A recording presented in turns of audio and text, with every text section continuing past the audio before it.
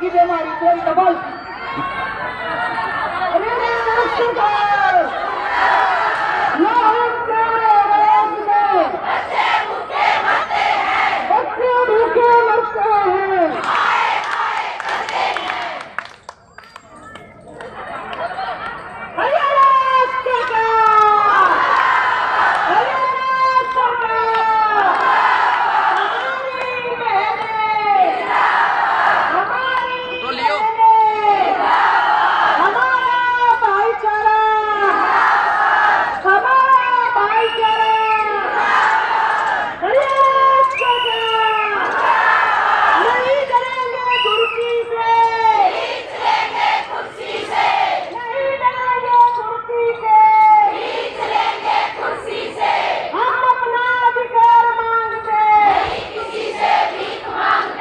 नहीं कोई मिलने आया है। और बल्कि हमारे जो सेंटर्स हैं वो पीछे से चेक हो रहे हैं। कहीं पर आज जैसे मैसेज डाला हुआ है कि हर हालत में आपकी मीटिंग है और मीटिंग को नहीं छोड़ा जाएगा। मतलब धरने को रोकने के लिए मतलब हर कोशिश की जाती है। जो हमारे अधिकारी जैसे सुपरवाइजर हैं, CDPO हैं, वो अपने लेवल पर उसको दबाने की कोशिश करती हैं। बाकी ऊपर तो हम जब बात करें ना, जब हमारे अधिकारी हमारे से यहाँ सपोर्ट करें, बिल्कुल सपोर्ट नहीं है और ना ही किसी ने कोई बातचीत की। क्या लग रहा है सरकार मानेगी? सरकार तो माने ना माने वो बाद की बातें हैं, लेकिन हमने तो अपनी आवाज़ अपनी तरफ से कह दी है। अब उसको किस तरीके से मानेगी वो सरकार पे डिपेंड करता है। सरकार नहीं मानती है तो आप 3 दिन बैठे हो, आगे का क्या?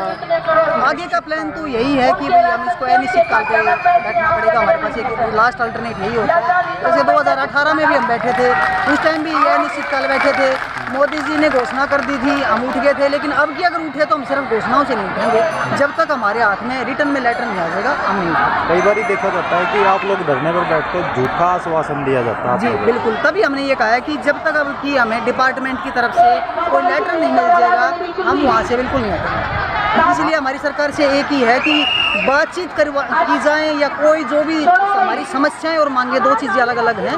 मांग को पूरी करना है, समस्याओं को सुलझाना है, तो वो सरकार बुलाती है, विभाग बुलाता है, मंत्री कोई भी बुलाए। जब तक हमें प्रॉपर तरीके से बुलाकर टाइम नहीं दिया जाएगा ना, तो तब तक हमारी फिर ये आगे का जो है वो यूनियन का फैसला होगा कि भाई हम आगे अनिश्चित काल पे बैठेंगे। समस्या क्या है, मांग क्या है? मांग तो वही है, एक मांग है सिर्फ। उन मांगों को अगर आप किसी भी तरीके से कह लो, लेकिन मांग सिर्फ एक ही है कि हमें कुशल अर्धकुशल की श्रेणी में जोड़ दिया जाए और जो हमारा न्यूनतम वेतन 26,000 रुपये बनता है वो हमें दे दिया जाए।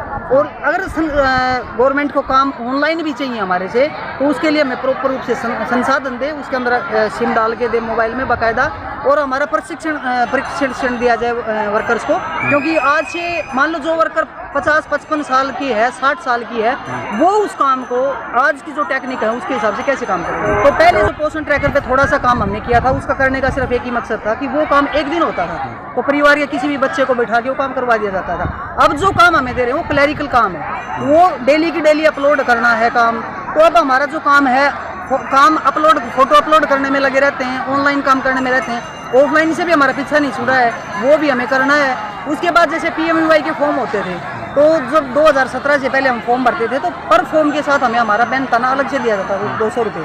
अब वो भी बंद कर दिया, वो भी हम ऑनलाइन भरते हैं, लेकिन वो भी हमें नहीं दिया जा रहा और झूठे आश्वासन दिए जाते हैं। जैसे पोषण ट्रैकर पर काम हमने सिर्फ इस वजह से शुरू किया था क्योंकि बाकायदा हमारे अधिकारियों ने ये बोला था कि आपको इसका इंसेंटिव अलग से मिलेगा, 500 रुपये वर्कर को और 250 रुपये हेल्पर को। तो हमने ये मान के चला था कि something is better than nothing, चलो कुछ तो हमारे साथ एडिशन जुड़ रहा है, लेकिन वो हमें नहीं दिया गया है।